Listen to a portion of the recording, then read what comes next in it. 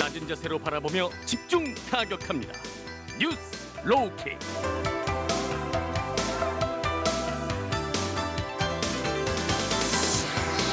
낮은 자세로 오늘의 이슈를 집중 타격하는 시간이죠. 뉴스 로킥 시간입니다. 오늘도 두 분 나오셨어요. 박영민 평론가 그리고 박지은 변호사 어서 오세요. 안녕하세요. 안녕하세요. 박지은입니다. 네, 여러분 혹시 02로 시작되는 전화 혹시 못 받았습니까? 아, 저는 그렇게 전화가 안 오더라고요. 그렇게 전화가 안 와요? 저 그래서 한 두어 번 받았는데 네, 다 대출이었어요. 대출이죠. 이 거는 건 안 되나요? 거는 건? 안 네, 돼요. 거는 건 안 된다고 합니다. 적극 가담자는 네. 안 되나요? 네, 02로 왜 전화가 왔고 기다리는 사람한테는 안 오는지. 청취율 조사 기간이죠, 그죠? 네, 그렇습니다. 아, 지금 TBS 유튜브 채널에서 보이는 라디오로 저희와 함께 하실 수 있어요. 얼른 들어와 주시고요. 여러분의 의견도 항상 기다립니다. 무료로 이용할 수 있는 TBS 앱을 활용하셔도 좋고요. 짧은 문자 50원, 긴 문자 100원이 드는 샵 0951번으로 의견 많이 보내주세요. 오늘도 바빴습니다. 공수처가 공시 출범했는데 김진욱 처장 3년의 임기를 시작했어요. 이게 참으로 오래된 거잖아요. 90년대부터 나왔던 건데 네. 이제 시작된 거고 아마 이 공수처 시작하면서 이제 사람들 그 어떤 느낌, 감정들이 많이 달랐을 것 같아요. 사람마다 물론 반대하는 사람들이 있겠지만 그렇죠. 두 분은 뭐 어떤 기대가 있으신가요? 일단 이게 시작 자체가 김대중 정부 때부터 얘기가 나왔어요. 97년부터 얘기가 나왔고요. 네. 노무현 대통령 시절 또 2002년 정도 얘기 나왔고 지금 뭐 국민의힘에서는 좀 반대를 하고 있지만 네. 국민의힘에 많은 분들이 주장하거나 찬성했던 분들도 많습니다. 그렇죠, 당시에. 그러니까 네. 이게 공수처가 없는 나라가 좋겠죠. 그렇지만 우리가 이미 다 봐왔습니다. 우리 오프닝에서도 김학의 얘기를 좀 했지만 네.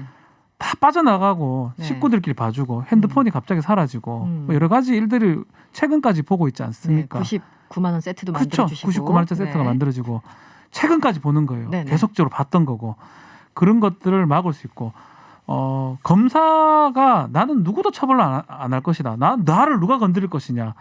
그렇기 때문에 어떤 검사들은 자기 계좌 털릴 리가 없으니까 그 계좌 받은 거 그대로 갖고 있는 검사도 있었습니다. 이제껏. 네네. 자, 그런 어떤 부조리를 막을 수 있는 기구고 그런 기구가 없는 나라면 더 좋겠죠. 그리고 이제 그런 필요성이 없다 그러면 그때는 없어지는 거고 지금은 좀 필요한 상황이 아닌가. 그래서 저는 뭐 어쨌든 간에 규모는 그렇게 크진 않지만 네네. 상당히 기대를 좀 합니다. 네. 박영민 평론가는 어떠세요? 아, 저는 그 아주 큰 진통 속에 출범을 한 거잖아요. 네. 이것 때문에 우리 전 사회가 치른 사회적 기회비용이 엄청나게 크거든요. 그렇죠.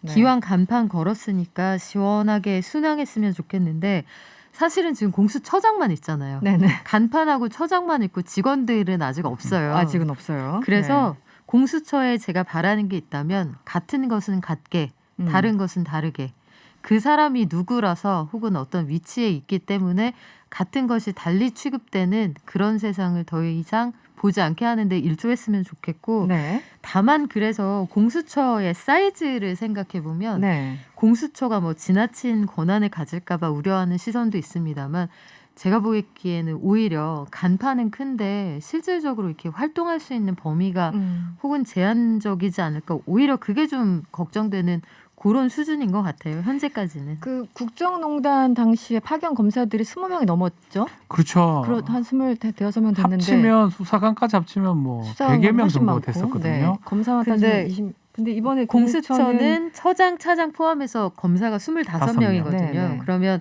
밑에 뭐 수사관도 있고 행정직원 있습니다만 행정직원 제외하고 수사관도 뭐 40명, 검사 25명이면 네네. 100여 명이라고 보면 예, 돼요. 뭐 굉장히 큰 조직이라고 보기는 어렵습니다. 네. 중앙지검의 뭐 반의 반도 안 되죠. 그렇죠. 사실은. 네.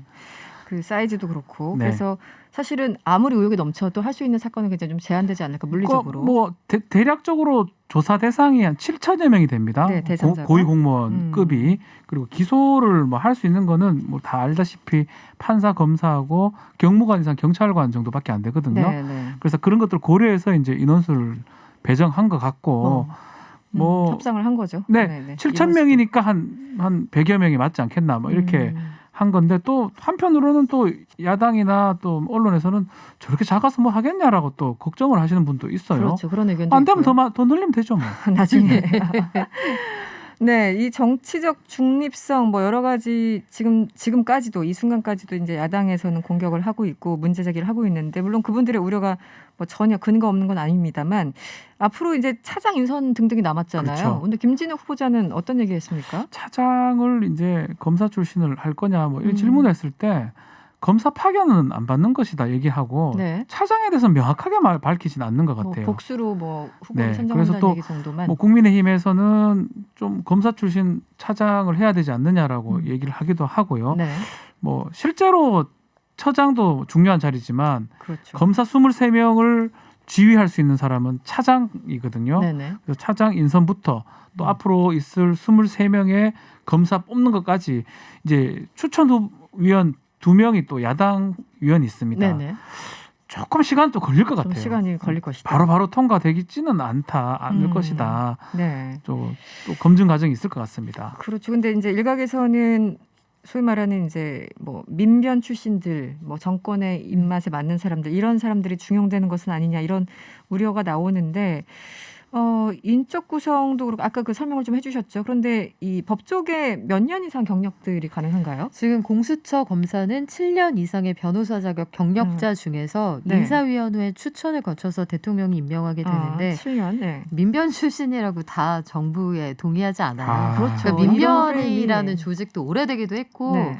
굉장히 이 조직도를 보면 인원이 많기도 하고요. 그렇죠. 생각도 다 제각각이고 제가 보기에는 민변 회원이냐 이건 오히려 중요한 문제가 아니고 어떻게 그리고 수사의 기술 실무를 가지고 있느냐 네. 요게 중요할 것 같은데 오히려 현장 감각 저는 요게 있느냐 이게 더 중요한 문제 같아요. 네. 정확한 지적에 민변, 저희 주위에 민변도 많고 네. 정치적 스펙트럼이 너무 넓어요. 그렇죠. 보수적인 분도 있고 맞아요. 민변인데 네. 너무 진보적인 분도 있고 그럼 저는 민변도 아니에요. 민변에 네, 아니 상관도 없는데 그런 것들을 맞아요. 따져가지고 계속 민변이면 네. 뭔가 정권을 위해서 음. 저는 절대 그렇게 생각할 필요 없다고 생각이 듭니다. 네. 뭐 그동안 민변 출신이 현 정부하고 여러 가지 정책적인 의견을 같이 해온 분들이 많았던 건 사실인데 민변이란 커다란 덩어리에서 그렇죠. 이제 그분들이 도드라져 보인 것 뿐이지 스펙트럼은 빨주노초 파남보예요. 제 변친들도 보면 네. 저기 오른쪽에 있는 친구들도 되게 많거든요. 많아요. 근데 꼭 그렇지는 않습니다. 네. 걱정하실 필요 없고요. 저는 이제 뭐 이 정도 7년 이상 변호사 자격을 조금 다운을 시켰습니다. 개정을 하면서 네, 네, 그랬죠. 뽑는 데는 무리는 없을 것이다. 그리고 수사 경험 뭐 중요하긴 한데 네.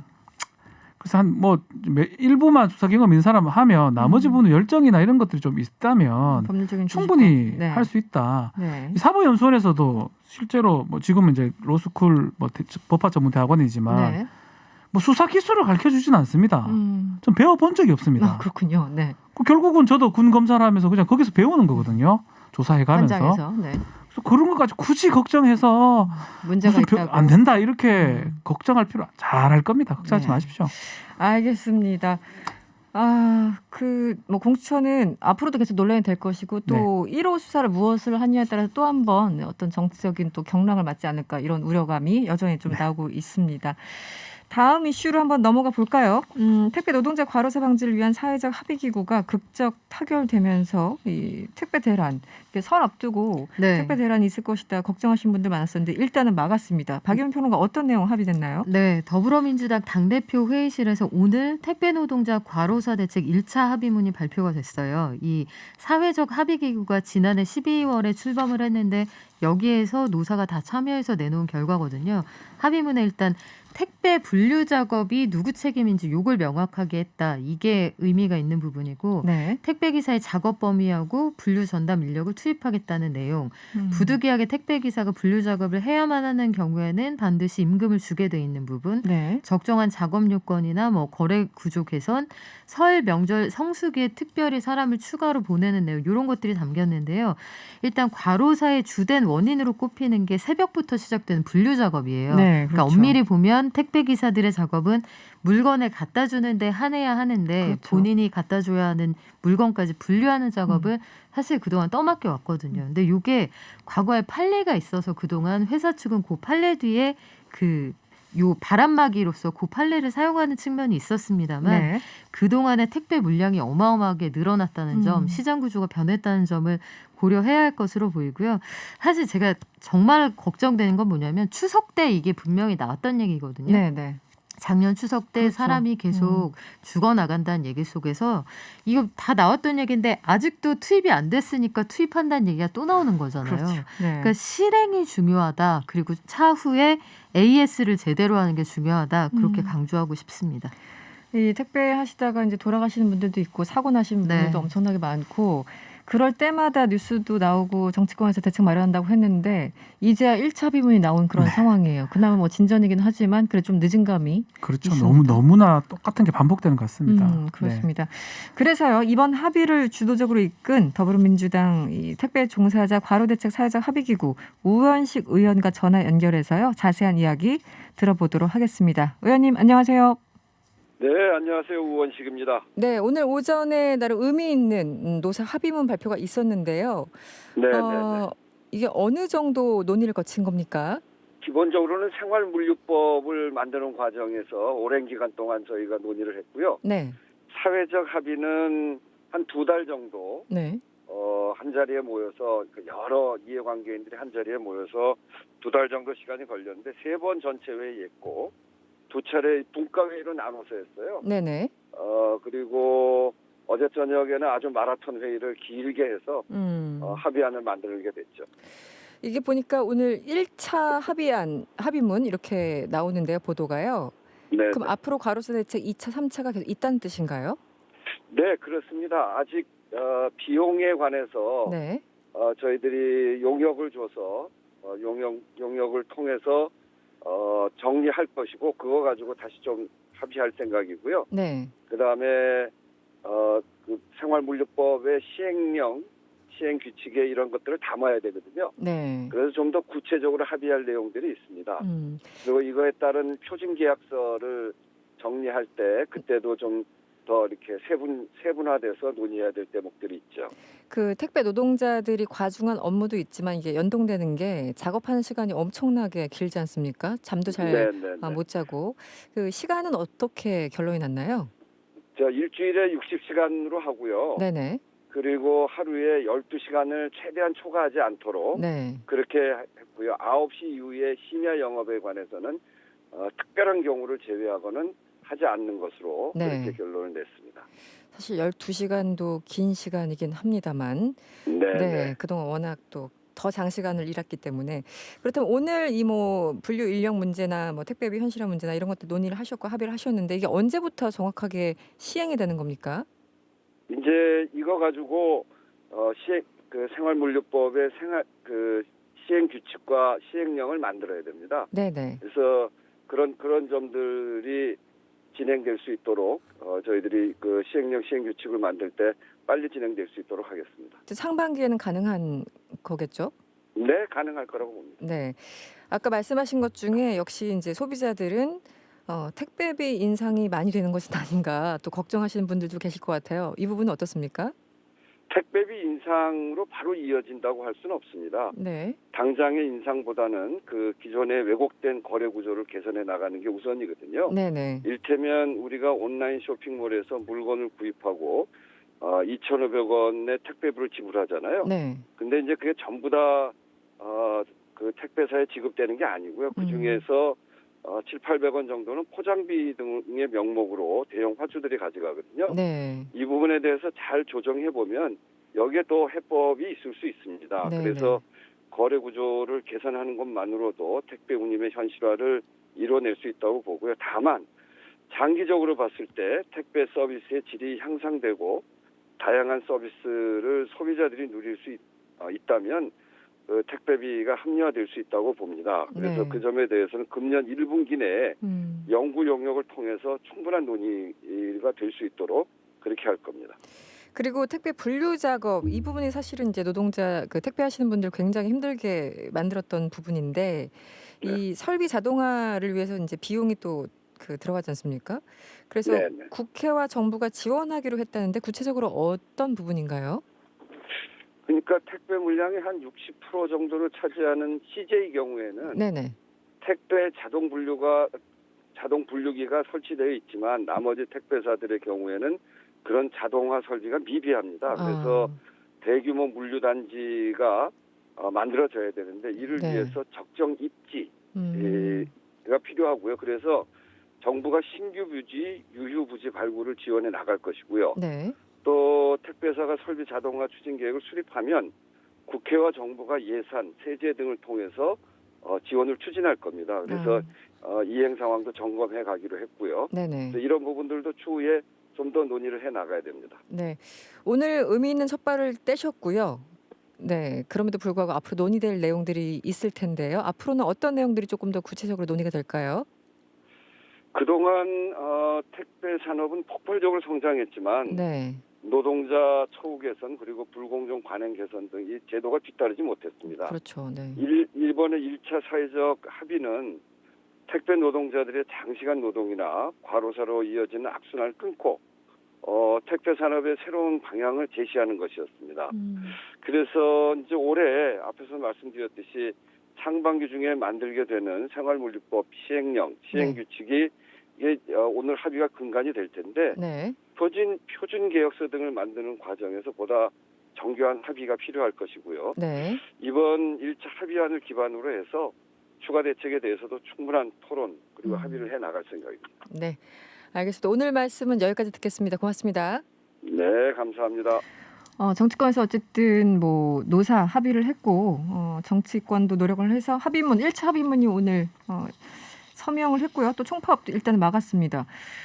그럼에도 불구하고 택배 업계는요, 이 합의 내용이 실제로 적용될 경우에는 매출 감소가 불가피해서 그렇죠. 택배비가 오를 수밖에 없다 이런 입장인데 뭐 인터뷰도 들으셨고 뭐 어떻습니까? 네. 택배비 오르는 거는 우리가 감수를 좀 해야 될 부분도 있는 것 같아요. 이거는 뭐 소비자도 마찬가지고 네. 중간 점포들도 마찬가지일 것 같아요. 저 같은 경우는 좀 택배를 그렇게 많이 이용하는 편이 아니라서 그런지 온라인 몰라도 쇼핑을 잘 안 하시는 편. 저 사실 거의 해본 적이 없어요. 그렇습니까? 예. 그럼 어디 가서 사세요? 안 사요. 동거인이 저 직접 아마 사는 성격이라서 사주실 예, 거예요. 저희 집에서 누군가가. 저는 뭐 네. 성격이 좀 직접 이렇게 구매하는 성격이라서 직접 가서 확인하고 예. 이렇게 원래 그게 그래서 전통적인 방식이죠. 집에 가면 뭐 수십 개씩 쌓여 있는데 이제 본인만 주문을 안 하는 제가 거예요. 그 말 하려고 하는 게 아니고 네. 새벽이나 이렇게 저 출근을 나오다 보면 네. 택배 차들이 막 대기돼 있는 거 맞습니다. 보이거든요, 한 번씩. 네네. 와, 저렇게 새벽에 오는데 뭔가 더 요금을 좀 줘야 되지 않나 이런 생각을 많이 했던 적이 있어요. 네. 이번에 또 이 사건도 일어나고 하니까. 그렇죠. 네. 그래서 좀 요금을 좀 현실화할 필요는 좀 분명히 있다.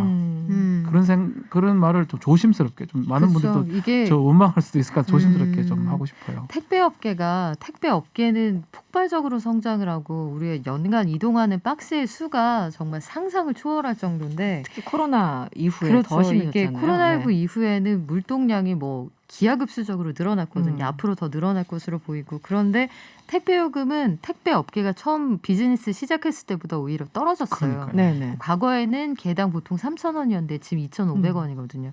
근데 이 문제가 뭐냐면 택배비가 올라서 사람이 사고를 당한 걸 막을 수 있다 하면 저는 어느 정도 사회적 합의가 가능할 거라고 봐요. 근데 또 한 가지는 요 안에서 중소업체들이 네. 시장을 파고들기 위해서 단가를 후려친다 이러면은 그쪽을 이용할 가능성이 있다는 거랑 그렇군요. 2,500원이라는 돈이 기사님들한테 고스란히 가는 게 아니라 택배 회사, 택배 그 물량을 주는 사무소 그리고 온라인 쇼핑몰이다 하면 이건 대량 구매가 되는 거잖아요. 네네. 요런 큰 손님들한테는 백마진이라고 해서 택배비에서 일부를 받은 다음에 돌려주는 게 있어요. 뒤로. 네. 이런 게 있다 보니까 실질적으로 택배 기사들에게 돌아가는 몫이 너무 작은 게 문제거든요. 그렇죠.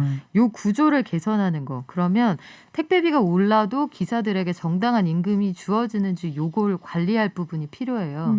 그래서 이런 부분에 대한 그 조정이 확실하게 된다고 하면 어느 정도 택배비가 오르는 걸 감수하겠다는 분들이 많이 계실 것 같은데 다른 무엇보다도 사실 물건 때문에 사람이 죽는 사회는 그렇죠. 그러면 안 좋은 되죠. 세상이 네. 아니에요. 아니죠. 그러니까 중대재해법도 약간 벗어나면 제품 때문에 사람이 죽는 세상은 결코 선진국이 아닙니다. 이거는 다시 한번 반드시 고민할 필요가 있다고 봐요.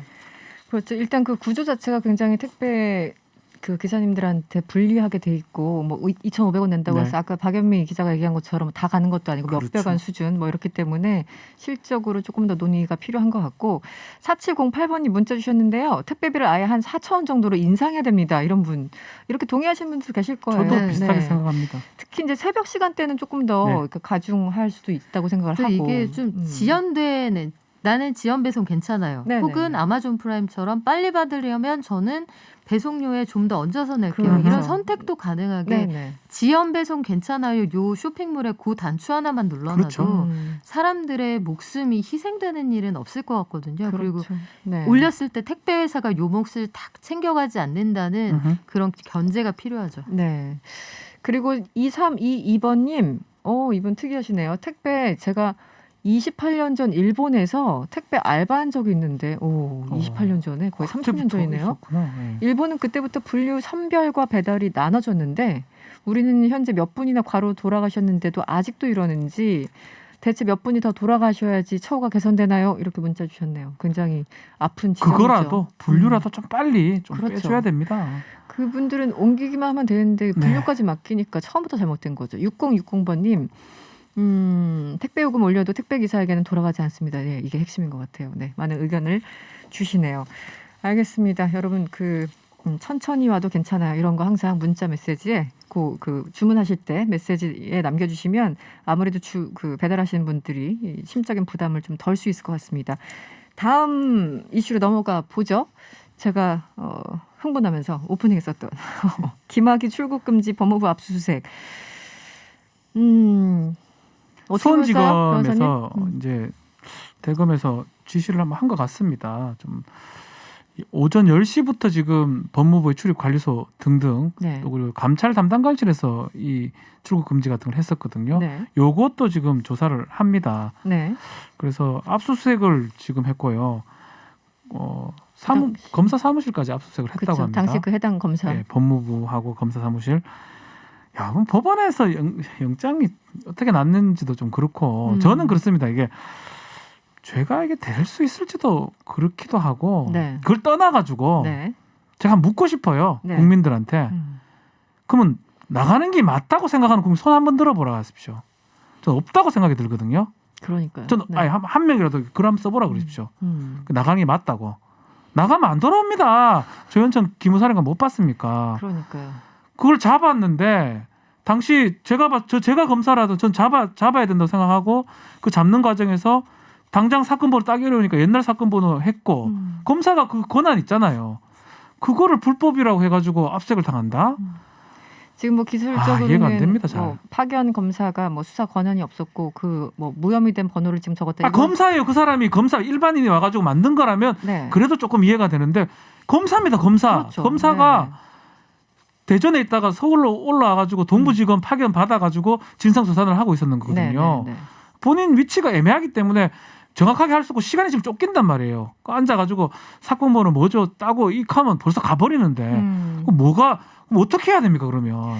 당시 조사에 참여했던 그 김용민 더불어민주당 지금의 현재는 네. 의원이죠. 그분 같은 경우는 오히려 우리가 출국 금지를 준비하고 있었는데 어떻게 알고 그 사람이 그 새벽에 그러니까 한마디로 출금할 거라는 정보를 누군가 그게 더 문제죠 사실은. 유출했다. 그것을 더 예. 수사해야 된다. 이렇게 지금 국회에서 저도 그렇게 보고 얘기를 하고 있죠. 그런 정보가 혹시나 안에서 이렇게 전달이 돼가지고 그 기억 다 하실 거예요. 김학의 생긴 사람이 김학의가 아니었어요. 그렇죠. 김학의 같이 생긴 사람 친척이 이래가 또 한 앞에 명 있었죠. 내세우고 뒤에 김학의 안 같이 생긴 사람이 김학의였어요. 선글라스 끼고. 네. 그걸 봤을 때는 감쪽같이 자기 출국 금지 안 된 것 알고 도망가려고 하다가 지금 걸린 거거든요. 상줘야죠 사실은. 어떻게 보셨어요, 박연미 기자? 죄송해요. 김현미는 누구죠? 네, 박연미 기자. 그래요. 이게 이 상황의 긴박성이나 여기에 대한 그 논점들이 이렇게 성을 바꿀 만한 그런 것들이 있습니다.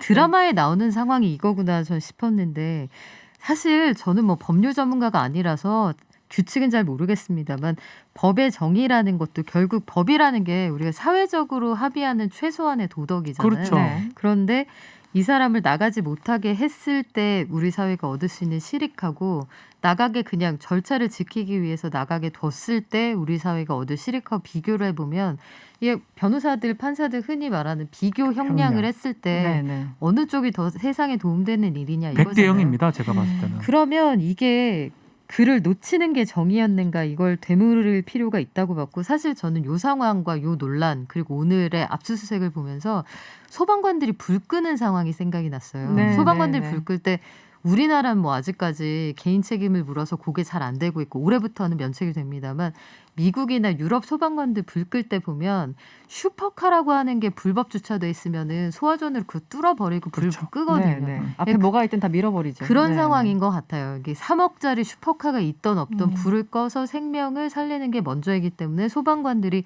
그 차를 부수는 걸 사회적으로 용인하는 거거든요.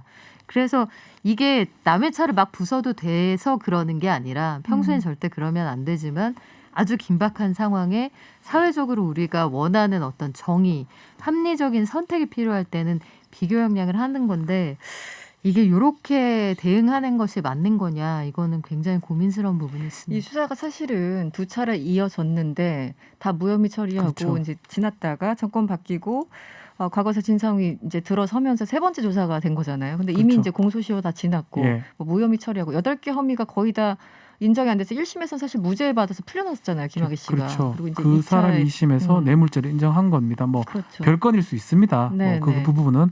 근데 이미 검찰에서 잘못했던 거예요. 누가 봐도 김학이에요. 그렇죠. 누가 봐도 김학이고 본인은 뭐 아니라고 했으니까. 본인은 가름마 뭐 등등 해서 아니라고. 그 주장했다고 김학이가 하죠. 아니라고 하고 그런 식으로 면죄부를 계속 줬기 때문에 공소시효 시간이 지나가 버린 거거든요. 그럼에도 불구하고 지금 와서 이 절차를 문제 삼는 게 어떤 의도인지는 잘 모르겠습니다만 상식적으로는 이해가 잘 안 갑니다. 그러니까 국민의힘에서 이제 이게 주장을 하고 있는데 야당은 이걸 해가 얻은 이익이 뭘까요? 국민들이 누가 이거 그래 저게 가도록 놔뒀어야 되는데 왜 검사는 잡았을까? 이거 할 사람 국민들이 전 과연 몇 명 있을까 싶어요. 정치적으로도 어떤 실익이 있는지 잘 모르겠어요. 제가 그게 궁금해요. 네, 왜 네. 이걸 하는지 모르겠습니다. 지금 김남국 더불어민주당 의원 같은 경우는 윤석열 총장의 보복 수사다 이렇게 주장을 하고 있어요. 이런 주장은 또 어떻게 보십니까?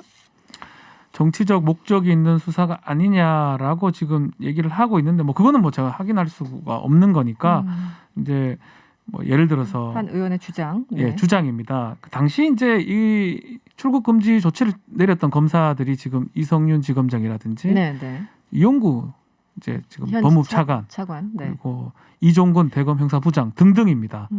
그래서 그쪽에 관계가 있어요. 이거 했던 사람들이 만약에 문제가 된다 그러면 네. 만약에 문제되면 이제 옷을 벗거나 뭐 문제가 될 여지가 있기 때문에 그런 의미에서 김남국 의원은 그런 주장을 하는 것으로 지금 보입니다. 네. 그래서 좀 정치적 목적을 갖고 보복 수사를 하기 위해서 하는 거 아니냐라고 주장을 하고 있습니다. 그러니까 이게 그 절차를 무시해도 된다는 건 절대 아니고 그렇죠. 네, 네. 법에 근거를 두고 인신구속에 반드시 법에 따라서 최소한의 정말 필요 불가결한 상황이면 그렇게 해야 된다는데 너무나 동의하는데 애초에 수사를 제대로 안 해서 벌어진 굉장히 예외적인 상황이에요. 그렇죠. 늘 네. 이렇게 하는 게 아니란 말이죠. 그래서 이거는 조금 더 고민해 봐야 할 부분이 굉장히 많은 사건인 것 같습니다. 네. 한편 그 추미애 법무부 장관 이제 장관직에 여전히 이제 장관이에요 아직은. 네. 물러나기 전에 사실상 마지막 검찰 인사를 단행했는데 어떤 뭐 특징이나 이런 게 있었습니까? 평검사 위주 아니었나요? 그 이전에도 이제 네. 사실상 하나하나 들여다 보면 기존은 공판 또 형사하는 사람들 좀 우대하고 네네네. 특수나 기획 쪽은 좀 그렇게 하겠다라는 취지였고 그렇게 인사가 됐었고요. 또 실제 인사를 보면 뭐 엄청 바뀌었다고 보기는 어려워요. 보기는 어렵고. 그리고 이번에는 특히 더 안 바뀌었습니다. 네. 몇몇 이제 변경이 있는데 오늘 주목하는 경우는 뭐냐면 지금 사건 하고 있는 쪽이 바뀐 게 있느냐 없느냐인데 사실 시간이 되면 내려가야 돼요. 3년 정도 있으면 서울에 네네. 있으면 지방으로 가고 지방에 있다 올라오고 이랬는데 그게 맞게 몇몇은 바뀐 것 같아요. 특히 뭐 김학의 출금 사건 검사도 한둘이 바뀌었고 네. 또 교체 대상이라서 원전 수사하는 검사들도 6명 중에 2명 정도는 변경이 된 것 같습니다. 그래서 네. 지난번 인사에 비해서는 뭐 크게 바뀌었다고 보기는 좀 어렵잖아요. 그냥 일반적인 인사에 맞게 됐다고 이렇게 평가를 내릴 수 있을 것 같습니다. 네. 0888번님, 초원복집이 30년이 지나도 통용되네요. 이런 문자 주셨고요. 똑같죠. 0432번님, 본질적인 죄를 잊으면 안 됩니다. 그게 우리가 이제 했던 얘기죠. 물론 절차도 굉장히 중요하지만. 0432번님, 김학의 사건을 보면 정말로 공수처가 필요하다는 걸 다시 한번 느낍니다. 이런 의견을 주셨습니다. 네, 뉴스 로우킥은 오늘 여기서 마무리를 해야 될 것 같네요. 오늘도 고생하셨고요. 지금까지 박연미 평론가. 김준을 해주세요. 네, 김 오늘. 아니고 박연미 저 평론가. 김준을 해주세요. 그리고 박준 변호사였습니다. 고맙습니다. 감사합니다. 고맙습니다.